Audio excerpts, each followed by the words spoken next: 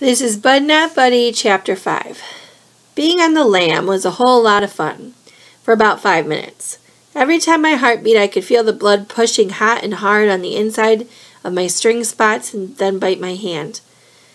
But I couldn't let that slow me down. I had to get out of this neighborhood as quick as I could. I knew a nervous-looking, stung-up kid with blood dripping from a fish head bite and carrying an old raggedy suitcase didn't look like he belonged around here.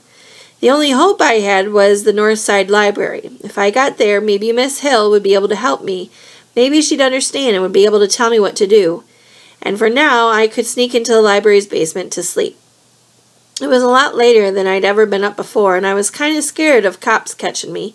I had to be real careful, even if it was the middle of the night, even if I was crouching down, sneaking along the street like Pretty Boyd Floyd. At the library, I walked past a row of giant Christmas trees that were planted on the side of the building.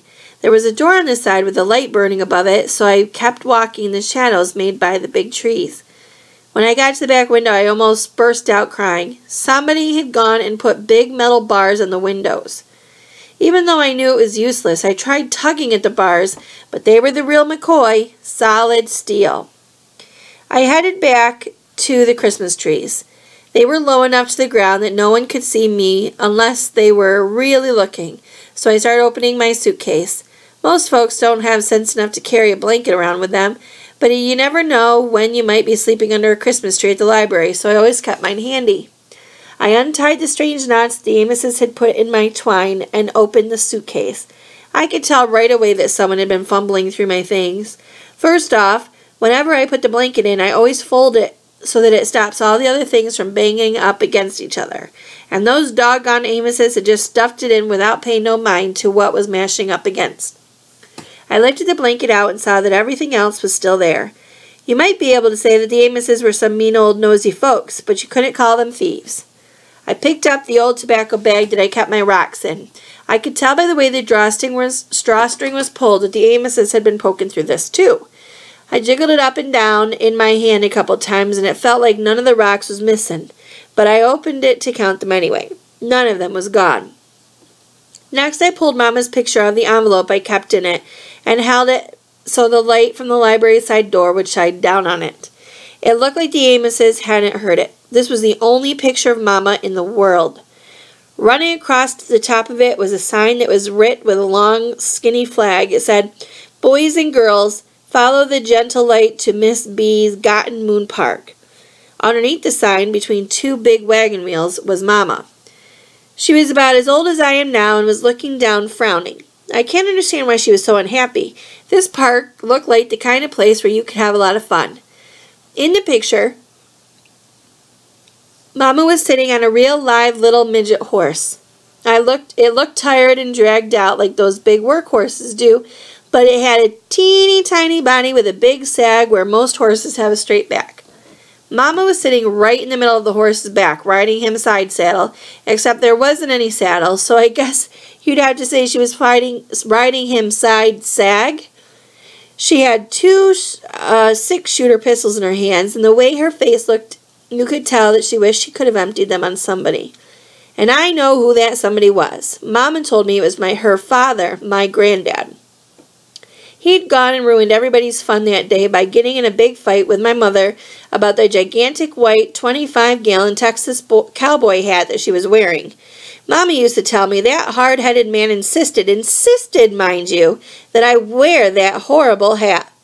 The hat was almost as big as Mama, and you could see that it was fake, because as tall as it was, no real cowboy could have worn it without it getting knocked off his head every time he rode under a tree or some telegraph wires.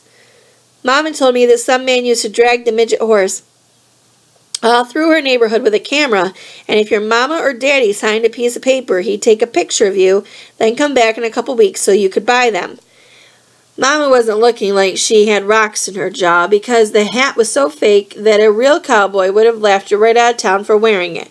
She was mad because the hat was so dirty. When she used to tell me about it, her eyes would get big and burny, like the whole thing happened the day before yesterday instead of all those years ago. She'd start moving around our apartment real quick, picking up things and putting them back in the exact same spot. "Filth," she'd say about the hat. absolute filth. Why, the thing was positively alive with germs. Who knows what kind of people had worn it? I'd say, I don't know, Mama. She'd say, who knows how many years it's been worn by who knows how many sweaty little heads? I'd say, I don't know, Mama. She'd say, the entire band on the inside was black, and I'm sure it was crawling with ringworm, lice, and taters. I'd say, yes, Mama.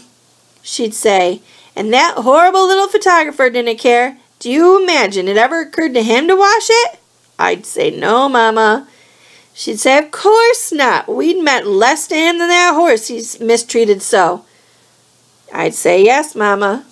She'd say, but your grandfather insisted to this day. I cannot understand why, but he insisted. I'd say, yes, Mama. We had that conversation a lot of times. Me and Mama having the same conversation lots of times is one of the main things I can remember about her now. Maybe that's because when she'd tell me these things, she used to squeeze my arms and look right hard in my face to make sure I was listening. But maybe I remember them because those arm-squeezing, face-looking times were the only times that things slowed down a bit when Mama was around. Everything moved very fast when Mama was near. She was like a tornado, never resting, always looking around us, never standing still. The only time stuff didn't blow around was when she was near, was when she'd squeeze my arms and tell me things over and over and over and over. She had 4 favorite things to tell me. One of them was about the picture, and another one was about my name.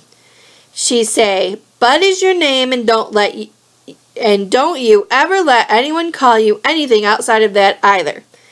She'd say, especially don't ever let them call you Buddy. I may have some problems, but being stupid isn't one of them. I would have added a DY to the end of your name if I intended it to be there.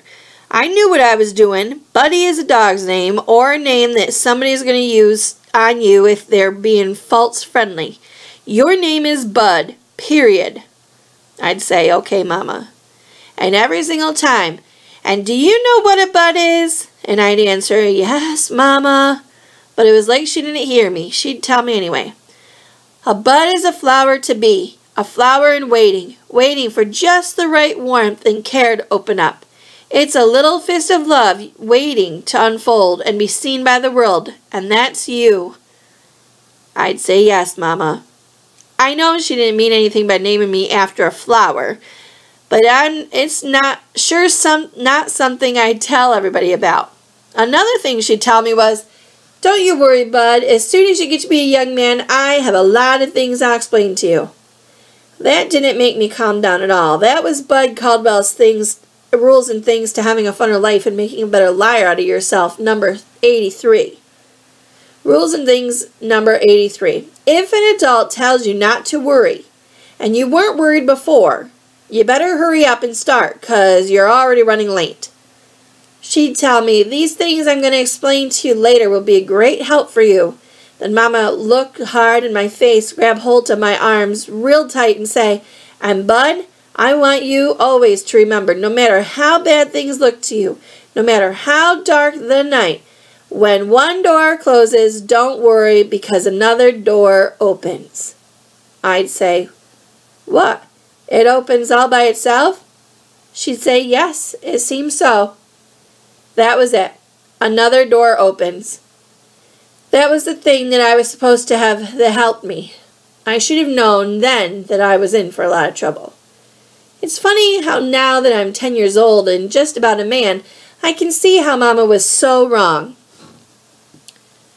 Because she probably should have told me things that she thought I was too young to hear, because now that she's gone, I'll never know what they were. Even if I was too young back then, I could have rememorized them and used them when I needed help, like right now. She was also wrong when she thought that I'd understand that nonsense about doors closing and opening up all by themselves. Back then it really scared me because I couldn't see what one door closing had to do with another one opening unless there was a ghost involved. All her talk made me start jamming a chair up against my closet door at night. But now that I'm almost grown, I see Mama wasn't talking about doors opening to let ghosts into your bedroom. She meant doors like the door at the home closing, leading to the door at the Amos's opening, and the door to the shed opening, leading me to sleep under a tree, getting ready to open the next door. I checked out the other things in my suitcase, and they seemed okay. I felt a lot better.